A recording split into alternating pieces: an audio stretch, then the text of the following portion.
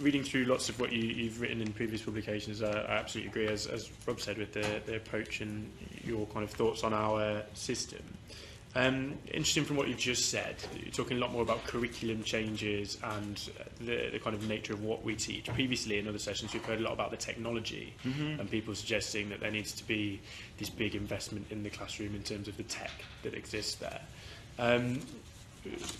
That's not something that you've prioritised in what you've said so far. Do you think the curriculum element is more important, or do we need this big financial investment in technology in schools?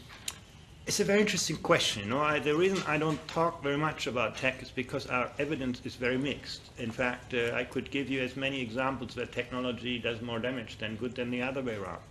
And I think the question is always, is this a problem of technology or a problem of how we actually deploy technology?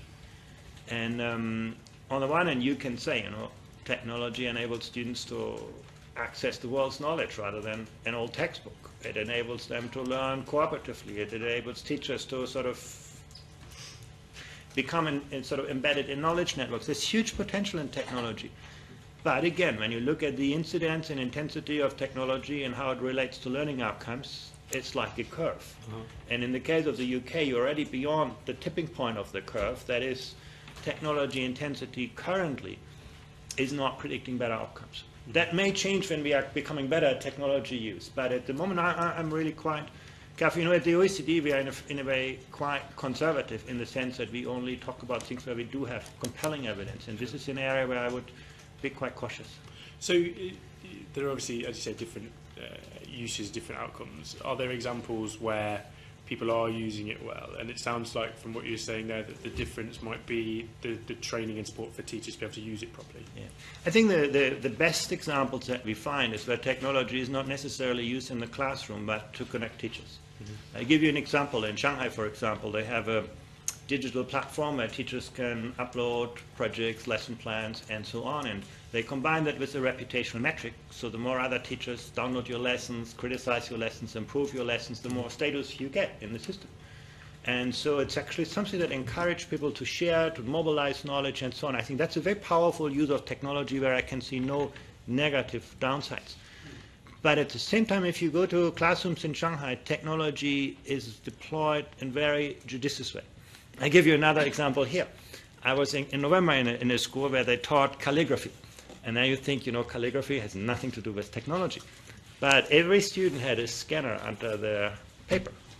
And while they were drawing, there was a tablet next to them that was actually giving them individualized, real-time feedback on how accurate they were drawing things. And only when they were happy, they pressed the button and sent it to the teacher. And after the lesson, the teacher went to the next classroom and had said, let's have a look at the results. And he could actually see common patterns, misconceptions, all of that telling him how to sort of improve lessons. So there are good ways. But again, if on the other hand, you have students in the classroom copying, pasting things from Google, you'll get worse outcomes than with very traditional teaching. You shouldn't underestimate that actually modern pedagogy is not about technology. In fact, teacher-directed instruction can be very powerful. Absolutely. And we've heard in previous evidence about the level of education technology companies in the UK, and quite a proportion of those organisations are based in the UK. We don't seem to get the same use out of it. And they kind of have said the same thing in terms of the way to utilise that technology, I think. So what do you think the barrier is to that? Is it a political barrier, as Rob kind of touched on, that we simply focused in government and in the DFE on academic attainment, and we have this system that pushes kids to go A-levels university? Are there other places that have more choice? One of the things that I'm interested in is choice in education, in terms of, do you take a vocational route, an academic route, and when do you start to do that? Are other countries introducing that choice into the system, or do they just overall have that very different approach to education? It's an interesting question. We don't see in high-performing systems necessarily more choice, but we see probably greater capacity in the system, and certainly in classrooms, for teachers to understand how students learn differently. And preparing, this concept of mastery learning is very dominant in most high-performing systems, in the sense that you actually set quite similar goals for students, but you're actually very kind of knowledgeable on how different students get there. So you don't find necessarily more choice. including vocational education, but you find a lot more variability in how students learn in the school. And more, so Finland, for example, has about 30% of instruction delivered outside the classroom.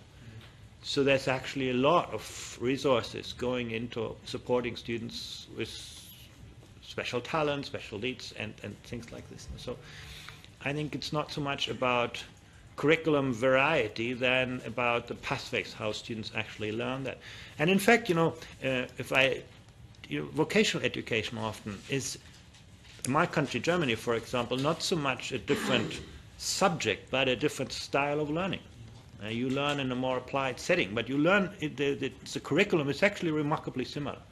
You learn the same maths, but you learn it in a setting that is very different from traditional classrooms. And I think that kind of flexibility can be healthy, where you have so many more. I think it's 70% of your pupils go off to do vocational. Yeah, but again, so if it's so different, the culture is so different. Yeah, but again, when you talk about vocational education here in the UK, you associate it with, oh, these are people who learn things with their hands and apply and work in a factory later on. That's not what you would see in Germany. Actually, many of them become CEOs or administrators or bank people. It's just more a different style of learning, where actually some of the learning takes place at the workplace, some in the school-based setting.